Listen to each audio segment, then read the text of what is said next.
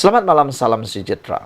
Terbukti sekarang, akhirnya Muhyiddin sama saja seperti Zahid Hamidi.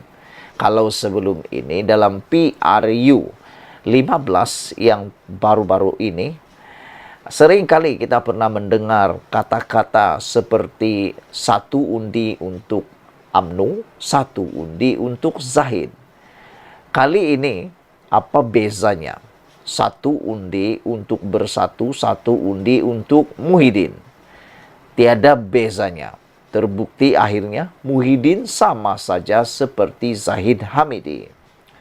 Presiden bersatu Muhyiddin Yassin akhirnya terbukti sama dan saling tak tumpah perangainya seperti Presiden UMNO Ahmad Zahid Hamidi, di mana kedua-duanya enggan melepaskan jawatan selepas didakwa di mahkamah.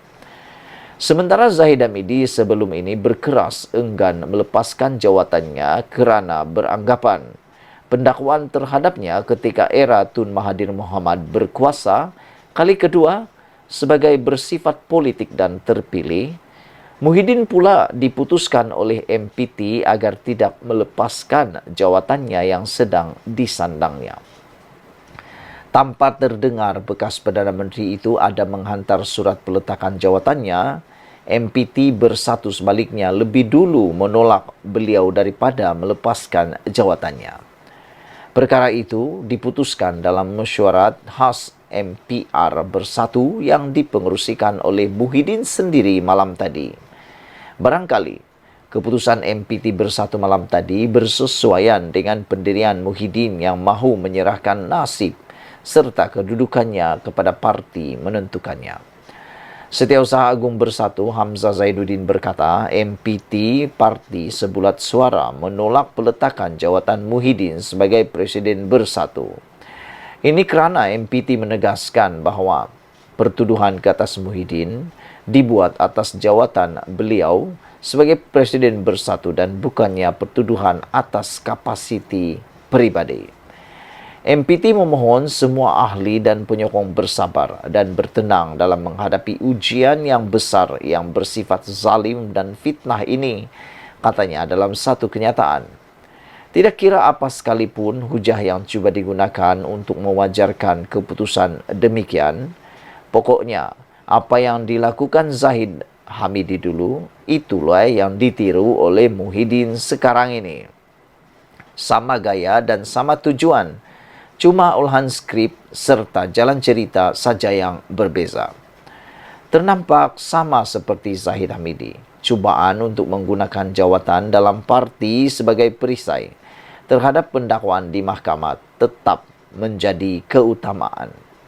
Maknanya, apa yang dilemparkan kepada Zahid Hamidi dulu sudah berbalik kepada diri sendiri. Dalam bahasa kasar sikit, pigidah semua sembang saja lebih.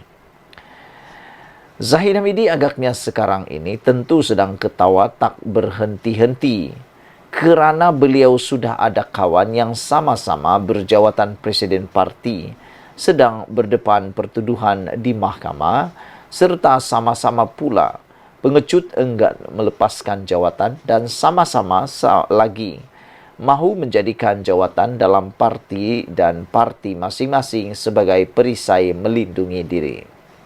Saya pun dalam hal ini teringin nak tumpang ketawa sekali. Apa yang Muhyiddin perlu sedar, mengambil contoh Zahid Hamidi, terus memegang jawatan dalam parti dan kemudian berdepan undi rakyat dalam PRU, ia lebih mungkin menghasilkan keputusan yang lebih buruk lagi. Lihat saja bagaimana UMNO daripada 54 kerusi parlimen yang dimenangi pada PRU 14, tetapi hanya mampu menang 26 kerusi saja pada PRU 15 lalu. Meskipun banyak sebab mendorong keputusan sedemikian, salah satunya tentulah kerana UMNO ketika berdepan PRU 15 dalam keadaan masih dipimpin oleh Zahid Hamidi yang belum selesai perbicaraan kesnya di mahkamah. Apakah Muhyiddin juga mahu membawa bersatu beroleh keputusan yang lebih buruk pada PRU 16 akan datang? Ditulis oleh Sabudin Husin, diubah suai oleh Nazilin Unity. Sekian dulu untuk kali ini. Jangan lupa tinggalkan komen Anda, tekan butang subscribe. Kita jumpa lagi. Bye-bye. Selamat malam, salam sejahtera. Ini satu ulasan yang amat panas apabila Zahid Hamidi membalas dakwaan Muhyiddin dengan mengatakan, saya sudah lalui apa yang Anda hadapi. Jadi kalau selama ini Muhyiddin seringkali memetik nama Zahid Hamidi sebagai ketua kepada kluster mahkamah, dikata sebagai penyamun, dikata sebagai hoi hoya hoi. Kali ini Muhyiddin pula sudah masuk, confirm, pasti sudah termasuk di dalam kluster mahkamah. Masih beranikah dia lagi untuk menggelar kluster-kluster mahkamah itu sebagai penyamun? Kerana dia sekarang ini juga sudah masuk dalam kluster mahkamah. Namun, apa yang didedahkan oleh Zahid Hamidi ini paling menarik apabila Zahid kata, saya sudah lalui apa yang Anda hadapi. Lebih kurang Zahid Hamidi berkongsi perasaan, pengalaman dan mungkin cara untuk menghadapinya. Kerana sebelum ini Muhyiddin mengakui sukar untuk tidur malam dan juga keluarga beliau risau. Jadi mungkin ada tips yang Zahid mahu kongsikan. Presiden UMNO Ahmad Zahid Hamidi nampaknya tidak terkesan dengan kenyataan Muhyiddin Yassin yang mencabar SPRM untuk turut menyiasat Zahid Hamidi. Zahid berkata dia sudah pun berdepan dengan tindakan sedemikian dan berharap Presiden Bersatu itu menghadapi pertuduhan terhadapnya dengan hati yang terbuka. Saya sentiasa terbuka. Saya pernah disiasat dan pernah dibawa ke mahkamah. Saya bersedia pada bila-bila masa, kata Zahid Hamidi. Tapi janganlah tepuk air di dulang, muka kita terpecik. Jangan ludah ke langit, pasti ludah akan kena muka sendiri, kata Zahid Hamidi. Jadi hadapilah apa-apa yang patut dihadapi, kerana saya pernah menghadapinya. Saya ucapkan selamat berjaya kepada Muhyiddin, katanya seperti dipetik Harian Metro. Muhyiddin menyuarakan cabaran itu ketika menyampaikan ucapan dasar dalam Perhimpunan Agung Tahunan Bersatu di Menara PGRM di Kuala Lumpur hari ini. Dia berkata SPRM perlu turut menyiasat Zahid dan Presiden PKR Anwar Ibrahim yang didakwanya turut ada menerima sumbangan politik daripada ahli perniagaan. Saya nak cabar SPRM untuk siasat. Siasat Presiden PKR dan Presiden UMNO.